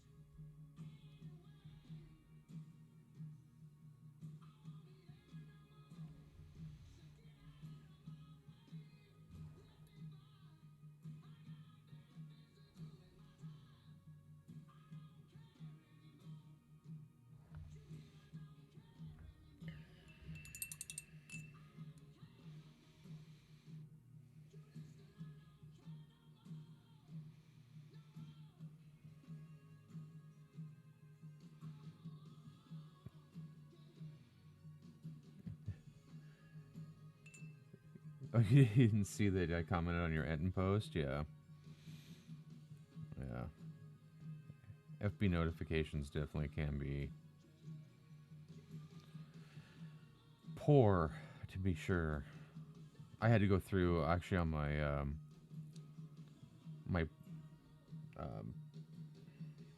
what am I trying to think? My professional page, um, and I found some comments and stuff like that that I'd not seen before from folks. I'm like, oh, I should probably respond to these.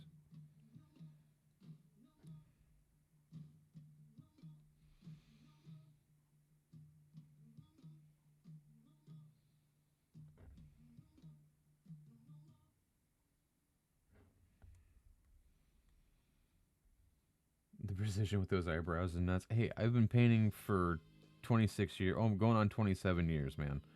I'm. It's lots and lots of practice. Not even kidding. I never used to be that good with eyebrows. I would slop them on and I'd get just blotch the crap out of them and have to go back in and redo it and redo the eyes and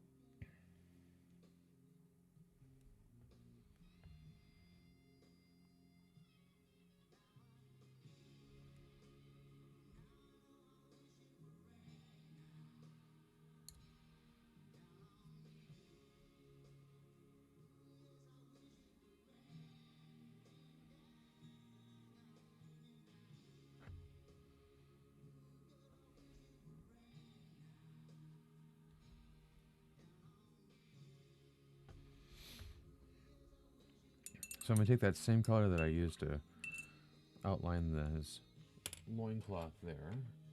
That's just a bone color. I'm gonna use my 000 brush here.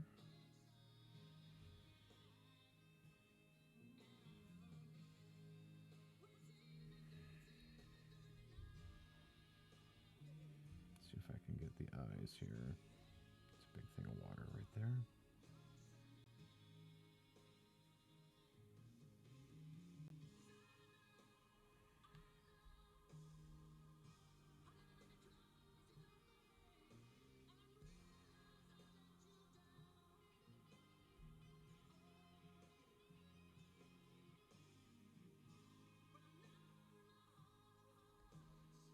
There.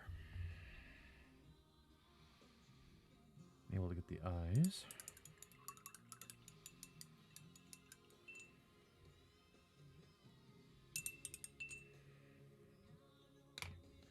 Let that dry. We'll grab a little bit of this dark silver.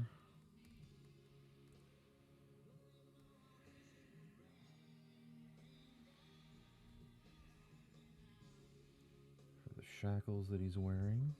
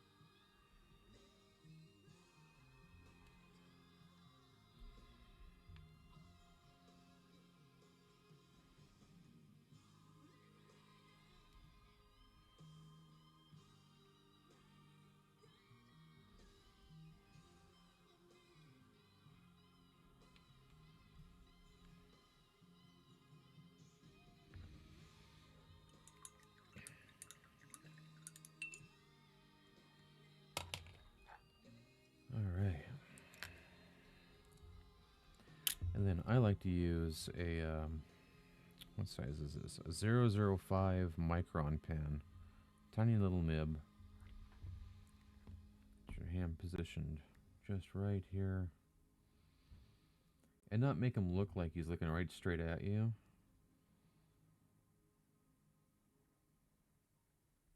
Place those dots.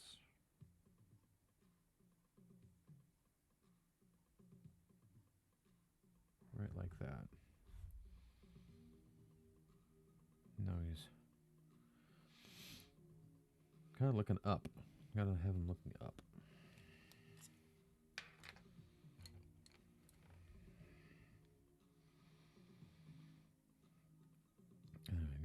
So again, we go back in with our little bit of our blue black here.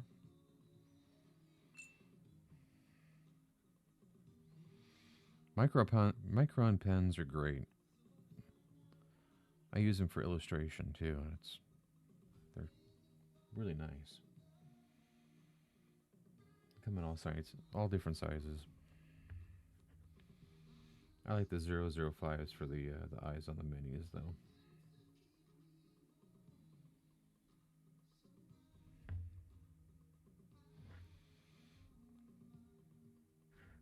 Highlighting the hair with the blue black.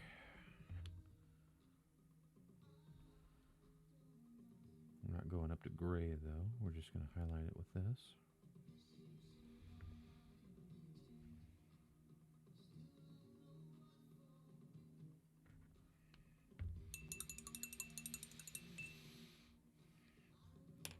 All right, there we go.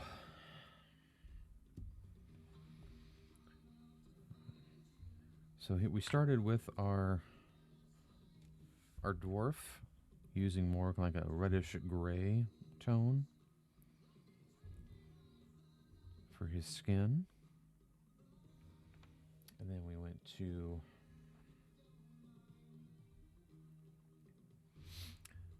our damsel in distress with a little bit more purple up to a nice bright skin tone. We did a little bit of glazing on her eyelids and lips and such with that turquoise and pink, and a little bit of the flesh wash on her cheeks and a little bit on her legs. And then our bound farmer guy.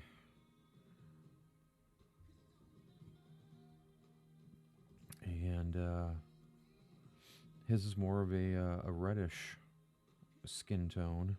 He's been out in the fields. Definitely more tanned. And I could go up one more highlight, but I think he's good. Good enough for tabletop. But you can see that this is where we started. Down here. And this is where we ended, is up here.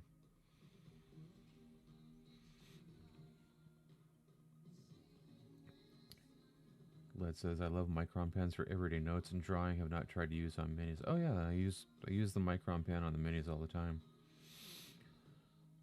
Call these guys my nap crew. They're buff, they're tough, but they still love their naps, right? Yeah, we're sleeping.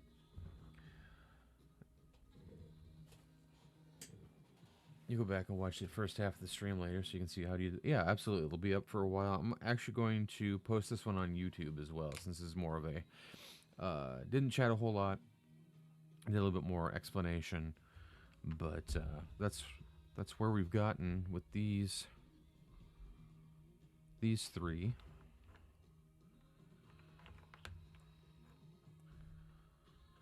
Uno, dos, tres. Got those guys done. I've been working on other stuff this last weekend. I got this kind of big... Whoa, that didn't move him out of the way. I got this big... There, we'll just go like this. There we go. Big paladin guy that I'm working on. Actually working on two of him. Where's the other one? Here he is. We've got father and son here, I guess. I don't know.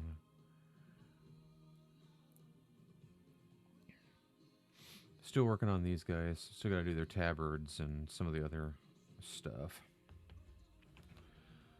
And then I've got this guy here and some bronze, or actually this is copper armor so far, but we're going to go up to gold.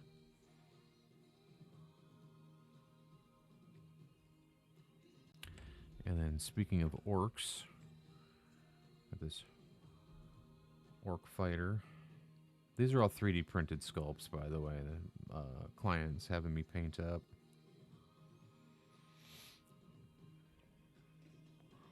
So I got some dwarves. I got a ranger. This guy's gonna be fun. This is a minotaur gunslinger.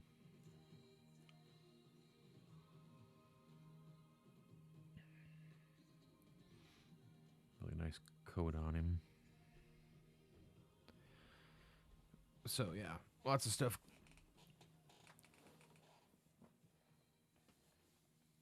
Lots of stuff to do yet. So, but I wanted to do this this skin tone tutorial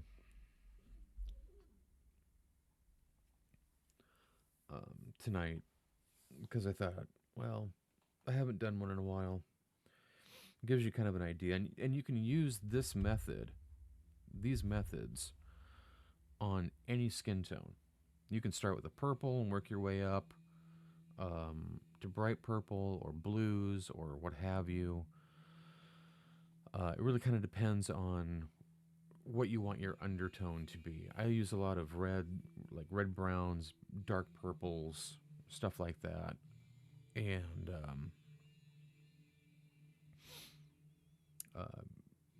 yeah, and I mix. I'm constantly mixing colors to get me other colors. Because sometimes I'm looking for a specific one and I don't have it, so I have to mix them. It's just the way that I've worked for years now, and that's one of the reasons why I went from Reaper paints. So I still have Reaper paints. I still have Vallejo and Games Workshop or Citadel, whatever you want to call it. I even have some Army Painter paints, which I don't use a whole lot of. AK Interactive for some more military type stuff. But my main go-to are the Pro Acryl from Monument Hobbies. Really like them. I like the consistency of them. I can mix them really well. And even coming up with different skin tones. These are all Monument Hobby skin tones or colors that I use to get these skin tones. So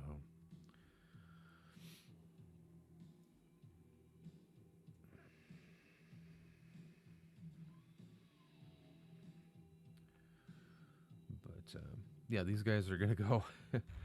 They're gonna go with this.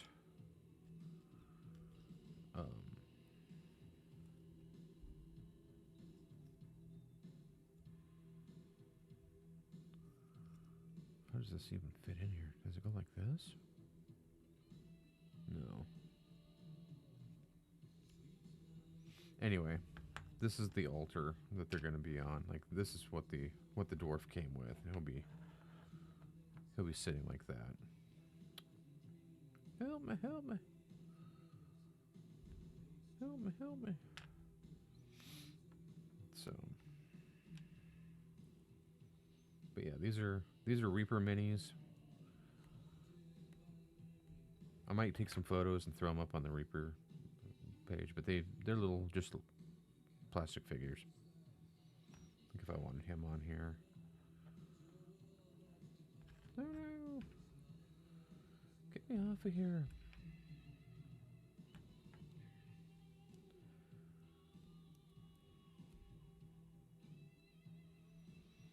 And it's kind of funny because she's almost a flat. Like she's, because she's laying down, like she's flat back here. That way she can lay on that slab. Why did I get in the center here? Come on. Yeah, buggered. Anyway, let us find The dwarf skin tone would be great for a Goliath or a troll. Oh yeah, yeah, with that kind of purpley gray undertone, absolutely. But I'm gonna end the stream. A little tired, and we are going to.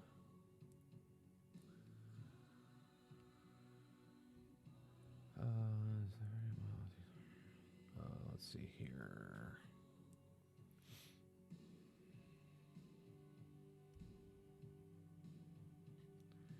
We are going to raid over to Vito 9.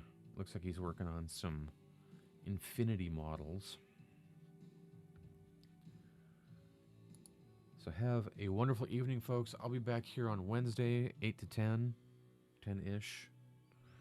And we'll work on some more stuff for Work in Progress Wednesday. Thank you all for watching. Thank you for following. I appreciate it. I hope you'll have a wonderful rest of your evening. And as always, happy painting. See ya. Bye.